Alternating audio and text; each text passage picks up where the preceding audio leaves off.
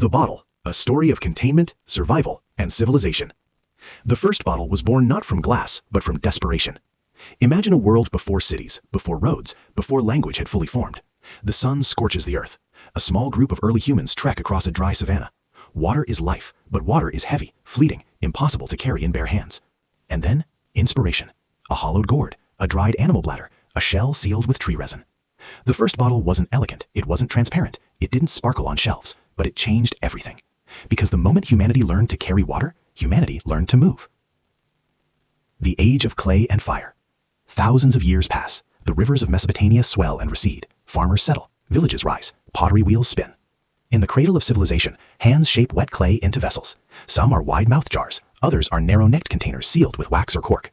These are no longer simple survival tools. They are instruments of trade.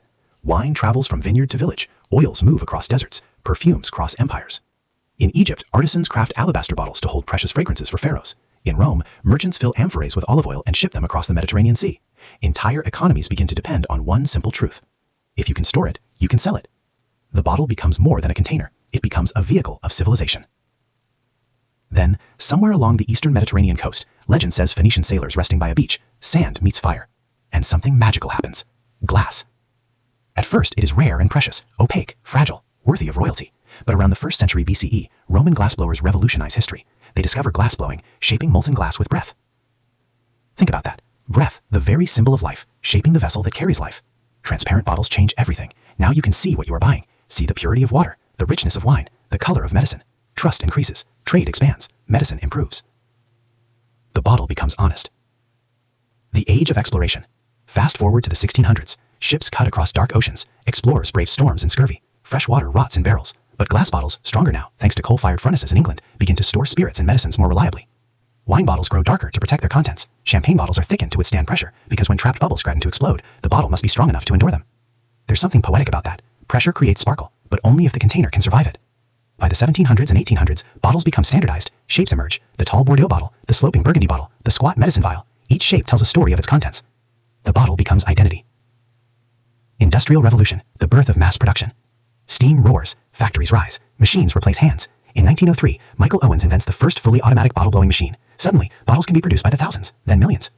Milk arrives at doorsteps in glass bottles at dawn. Soda fountains fill thick glass Coca-Cola bottles, contoured so they can be recognized even in the dark. Medicine becomes safer in sterilized sealed containers. The world becomes portable. Carbonated drinks would not exist with bottles strong enough to hold gas under pressure. Vaccines could not travel without sterile glass. Perfumes could not enchant without delicate crystal flasks. Every major shift in modern life, from healthcare to celebration, has a bottle somewhere in the background. Quiet, unnoticed, essential. Plastic, the double-edged revolution. Then comes the 20th century's most controversial chapter, plastic. In 1973, the PET plastic bottle is patented. It is light, cheap, nearly unbreakable, perfect for mass consumption. Water, once heavy and fragile in glass, now travels effortlessly. Bottled water becomes a global industry. Soft drinks explode in popularity. Convenience reaches new heights. But convenience has a cost. Plastic bottles pile up in landfills. Oceans fill with debris. What was once a symbol of survival becomes a symbol of excess. The bottle, humanity's ancient ally, now challenges humanity to evolve again. The message in the bottle. There's a reason we are drawn to the image of a message in a bottle floating across the sea. It represents hope. For centuries, sailors have sealed letters inside bottles and cast them into the ocean, trusting currents to carry their words to unknown shores. Some have traveled thousands of miles. Some have taken decades to be found. A bottle can preserve more than liquid. It can preserve time, memory, emotion. It can carry a human voice across generations. The future of bottles. Today, scientists develop biodegradable plastics. Engineers design refillable systems. Artists turn discarded bottles into sculptures. Entrepreneurs build zero-waste movements. And in laboratories, researchers even design edible water pods, bottles that disappear after use. We are returning, in a strange way, to the beginning. Back to simplicity. Back to sustainability. Back to understanding that the bottle was never meant to outlive us.